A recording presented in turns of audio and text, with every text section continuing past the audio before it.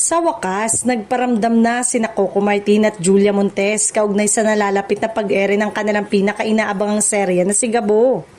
Matapos ang matagal na pananahimik, nagbigay sila ng update na agad ikinatuwa ng kanilang mga tagahanga.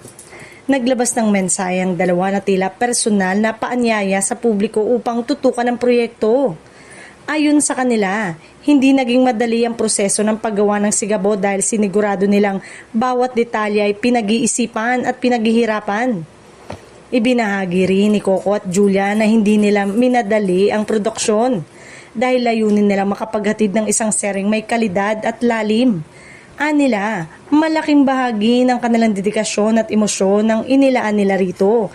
Kaya naman espesyal ang proyekto para sa kanila. Bukod sa kanilang muling pagsasama sa iisang proyekto, inaasahan din ng marami ang kakaibang istoryang inahahain ng serye. Kilala ang dalawa sa kanilang husay sa pag-arte, kaya mataas ang expectation na muli nilang mapapabilib ang manonood sa mga matitinding eksena.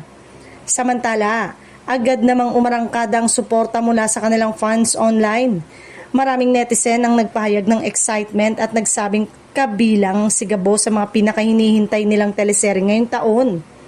Dagdag pa ng tambalan, mas magiging masidhi at puno ng aksyon ng takbo ng kwento na may mga eksenang siguradong magpapakaba, magpapaiyak at magpapakilig.